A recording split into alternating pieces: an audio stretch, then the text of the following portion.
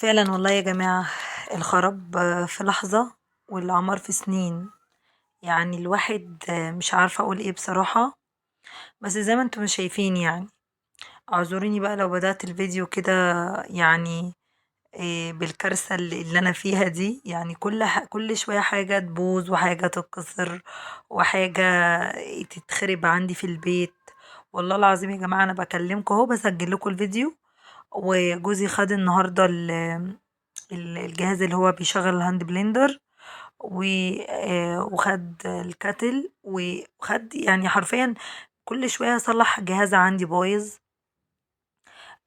يعني في ناس كتير هتقولي مثلا دي فوزة عادي يعني. أنا عارفة اللي هي فوزة وعادي وعادي يعني. في داهية أي حاجة الواحد هيجيب غيرها يعني الحمد لله. بس الواحد والله يا جماعة، الواحد حرفيا بيزعل على الحاجة جدا، على الحاجة اللي بتبوظ دي. لأني طبعا أنا آه، من الستات كأي ست بحب أحوش وأجيب حاجتي كتير قوي. ممكن ما أقولش لجوزي هات أجيب، فاهمين قصدي؟ لأن الرجالة أصلا بطبعها ما بتحبش الست اللي كل شوية هات هات هات هات. خصوصا لو أنا هجيب حاجات كماليات في البيت مش حاجات أساسية. ف فأنا بحب أجيب الحاجات دي من نفسي. أنا ست الحمد لله الحمد لله. يعني مدبرة. باحب اللي أنا أحوّش وكده. في بعض الناس بيشوفوا بس المظاهر اللي أنا باجيبه، إيه ده بتجيب في شقتها ومش عارفة إيه، وباصّين لي في حياتي بطريقة غريبة. برغم اللي أنا ما باحبش اللي أنا أبُص في حياة حد، وباحب أبقى في نَفْسي يعني، وباحب أركّز في نَفْسي أكتر. آمم بس لمّا بالاقي الموضوع زاد عن حدُّه بجد كان لازم أطلع أتكلّم.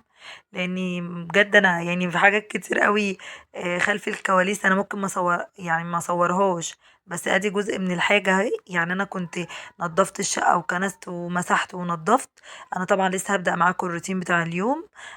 بس لقيت ده حصل بعد أمّا كنت خلاص أنا جاية أفرش أصلًا الأرض، لقيت ده حصل. فقعدت بقى عِدت من أول وجديد الكنس والمسح، وزي ما أنتم شايفين أهو كسّرت 100 حتّة، 100 حتّة حرفيًا اتدشدشت 100 حتّة. بس الحمد لله على كل شيء. طبعًا أنا هابدأ معاكم الروتين، بس طبعًا خدتكم كده في الكلام. كانوا كلمتين كده في بداية الفيديو كنت حابة اللي أنا أقولهم. لإن بجد بُصّوا يعني الحمد لله على كل شيء في الأول وفي الآخر. وطبعًا أي حاجة تيجي في أي حاجة بعيدة عن عيالي وجوزي وبعيد عننا وبعيد عن صحتنا، عادي في داهية، في 60 داهية. بس أنا عايزة أقول للناس بقى ارحمونا شوية من عينيكم. الناس اللي داخلة في حياتنا أوي بزيادة عن اللزوم. أنا عارفة إن أنا باصوّر وباطلع بحاجات كتير تخُص بيتي وتخُص يعني حياتي. وعارفة إن أنا اللي باطلّع تفاصيل حياتي على السوشيال ميديا وعلى العلن وكده. بس في الأول وفي الآخر ده شغلي وأنا حابة الشغل ده. وأتمنى إن أنا يعني ربنا يوفقني فيه وأنجح فيه، لأن أنا باحب أدخل حاجة وأنجح فيها. ولو خسرت فيها أو لو فشلت فيها بمعنى أصح، عادي مش هازعل. لإني أنا يعني يكفيني شرف المحاولة، اللي أنا باحاول اللي أنا أبقى حاجة وأبني لنفسي career. لإن أنا شخص يعني باحب شخص عملي شوية. باحب اللي أنا أشتغل وباحب ما باحبش القعدة وكده. وأنا اتعودت طول حياتي إن أنا أعتمد على نفسي. فدي حاجة أظن مش عيب، وأظن دي حاجة ما تعبنيش. ولكن يعني أتمنى يعني يحبوا الخير لبعضكم عشان ربنا يكرمكم في حياتكم. وأتمنى برضو تركزوا في حياتكم أكتر ما تركزوا في حياة الناس. لأن بجد يا جماعة والله بجد حرفيا كل واحد فيه اللي مكفيه بما فيه الكفاية. يعني بما فيه الكفاية. انتوا مش عارفين حياتي ماشية ازاي، ولا انا عارفة حياتكم ماشية ازاي. انتوا مش عارفين انا يومي بيبدأ بايه وبينتهي بايه، وبتفاصيل يومي بتبقى ماشية ازاي. عايزة اقول لكم اللي انتوا ممكن بكلمة واحدة بس منكم تغيروا حياة بني آدم 90 درجة. تمام. يعني انا من ضمن الناس. انا يعني مش اللي هو باخد كل الكلام ولا كل المواقف اللي بتحصل حواليا بمحمل الجدية قوي على نفسي. بس انا برضو مش هقول لكم ان انا ما بزعلش، لا بزعل وبشيل في نفسي، واكتر واحدة حساسة في الدنيا. بس بحاول ان انا اتخطى ده عشان اكمل، ومش عايزة اقع. لاني ما يعني مش عايزة، يعني عايزة اللي انا مشيت فيه اكمله. لاني انا حاطه هدف قدامي. وحاطاه قدامي، بس مش حاطه حاجه اي حد تاني قدامي، او الا هدفي وعيالي وحياتي اللي انا دايما بسعى اللي هي تبقى مستقره وبس. وطبعا اي واحده في الدنيا عندها اي خلافات في حياتها، اي مشاكل، اي حد بيطاردها، اي حد بيضايقها في حياتها، اي حد مش حابب لها الخير، ما تديش فرصه للي قدامك اللي هو ينجح في ده. حاولي ان انت تسعي على استقرار بيتك، وعلى اللي انت تبقي انت دايما انت عمود البيت، مش الراجل وبس، تبقى انت برضو العمود الموازي لعمود البيت. يعني جوزك لا هو عمود البيت، انت العمود اللي سانده على طول. لان الست دايما طول ما هي سانده الراجل، طول ما الراجل ساند البيت ده وقادر اللي هو يفتح البيت ده. وطبعا الست دي كل حاجة يعني، هي الام، وهي هي كل حاجة يعني. فعايزاكوا كده يعني ايه، يعني تجمدوا نفسكم بنفسكم، وتسندوا نفسكم بنفسكم. عشان بصوا احنا في زمن محدش بيسند حد حرفيا. ناس بس ما بتبصش الا في حياة الناس وفي رزق بعضها وخلاص على كده. كنت حابة اقول لكم الكلمتين دول، وعايزاكم تشجعوني كتير، لان بجد الفترة دي انا الفيديو ده مصوره لكم بقالي فترة، وعايزة اقول لكم ان انا نفسيا مش مؤهلة ان انا حتى يعني منتجه كل يوم، اقولها منتجه ما فيش خالص. وغير كده كمان عشان برضو يعني اكون صادقة برضو معاكم، جزء من اللي انا مش عارفة انزل لكم الفيديو حتى لو عندي وقت او عندي ساعة، بصراحة بخليها لعيالي اولى.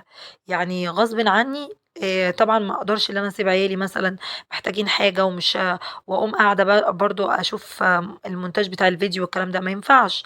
لازم ان انا اولويتي عيالي في حياتي، وفي كل حاجة اولويتي عيالي.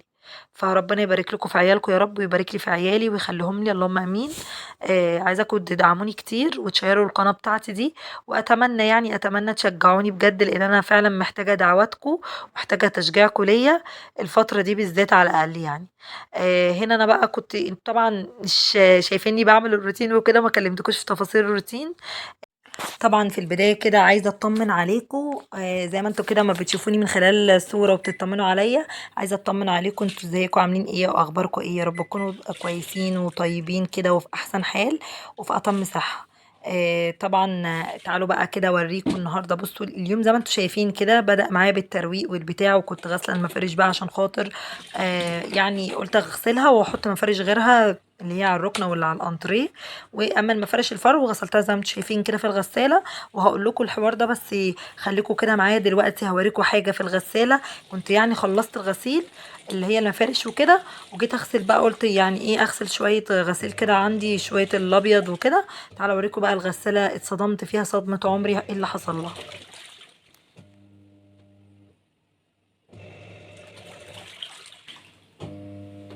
شايفين يا جماعه؟ شايفين؟ هي كده بتلف على اتجاه واحد بس، مش بتلف على الاتجاهين. يعني المفروض اللي هي تلف كده الدوره دي كده، بصوا زي كده تلف كده، وكده ترجع تلف كده، تلف كده، تلف كده في نفس الوقت كده وكده. هي بقى كده بالطريقه دي بتلف كده. برضو من كام يوم عملت نفس الموضوع ده، فانا مش عارفه يعني ده ايه سببه. لو حد يعني عنده نفس نوع الغساله دي، مش لازم نفس الماركه، بس لو حد عنده يعني نفس النوع اللي هي من فوق الفول اوتوماتيك، آه، يقول لي يعني في التعليقات وكده، ويقول لي مثلا سببها ايه، لان انا بجد مش عارفه. ويعني احنا لسه مصلحينها تقريبا في نص رمضان، او في اواخر اخر 10 ايام في رمضان. ف من قريب، مش بقالي كتير يعني. مركبين لها يعني آه، مش عارفه مركبين لها كانت محتاجه ايه كده، بس كان يعني كلفت كتير يعني. فمش عارفه في ايه. فلو كده بقى يعني هجيب نفس الشخص اللي هو عملها لي، وهي كانت شغاله مش عارفه. بس مش عارفه، هي المره اللي فاتت برضو في غسله، في مره قبل كده كنت بغسل برضو، ولقيت لقيتها عملت نفس الموضوع ده. فبعدها بشويه لقيتها ابتدت تلف كده وكده لوحدها. مش عارفه بقى المره دي هل هي هتعمل كده وترجع تلف عادي زي المره اللي فاتت، ولا هي كده ثبتت على اللي هو النظام ده بس، اللي هو تلف لفه كده وخلاص. مش عارفه. انا بقول اريحها شويه، لان انا برضو غسلت عليها، لسه كنت بغسل عليها، فبقول اريحها شويه واكمل. بس انا هحط كده، وممكن انقع الابيض شويه. هو مش هو الابيض مش وسخ قوي يعني، بس آه هنقعه شويه بحيث ان انا برضو اريح الغساله، وربنا يسترها بقى.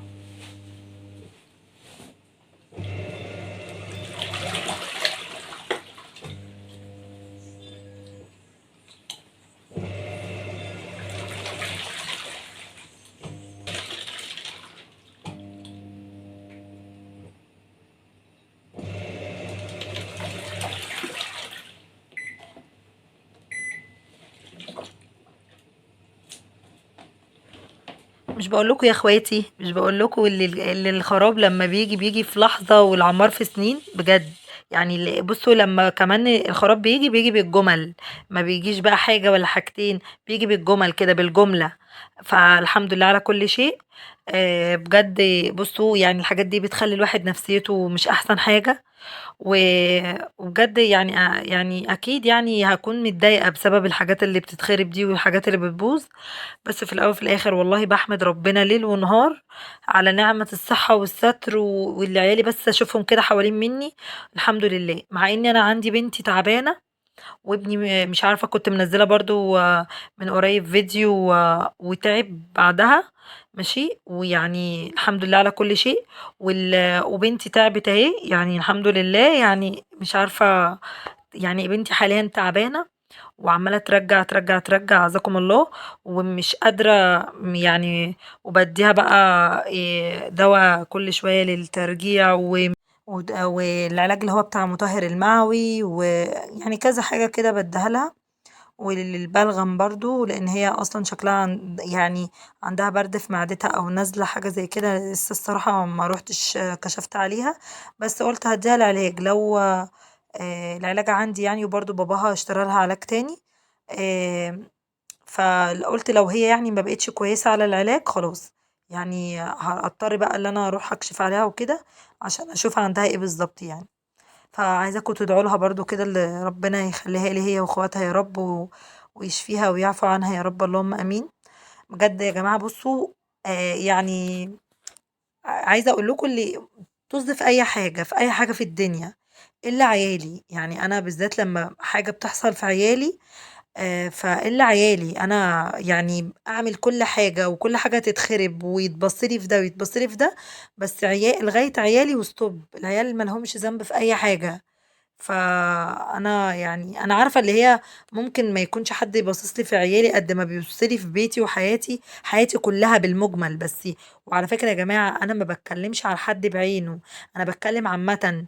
أنا انتوا يعني انتوا كناس بتشوفوني، أنا مش بشوفكم، فأنا مش عارفة مين اللي بيبص لي بنظرة حسد، ومين بيبص لي بنظرة كويسة. فأنا مش عارفة يعني، ولكن أنا مش بتكلم على المتابعين المحترمين اللي بيتفرجوا على أماني وبيحبوها وبيحبوا بناتها وبيحبوا يتفرجوا على فيديوهاتها. أنا بتكلم عن الناس عديمة الضمير، وبجد اللي بيبصوا للناس بطريقة حسد وطريقة كره، وبطريقة اللي هم يعني مش عارفة اقول لكم ايه. والله بجد الواحد تعب تعب من الكلام وتعب.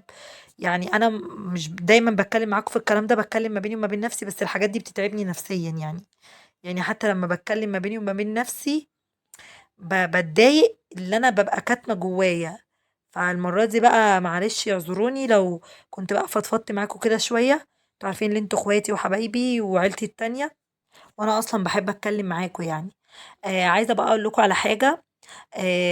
انا المفارش اللي انا غسلتها اللي انتوا شفتوها قدامكم دي، طبعا انا كنت مسحت طبعا الشقه وروقت ولميت، وانا بوريكم بس تفاصيل يومي بيبقى ماشي ازاي، او بيبقى عندي كام حاجه بعملها في اليوم. تمام، طبعا بختصر لكم على قد ما اقدر عشان ما تملوش من الفيديو واطول عليكم.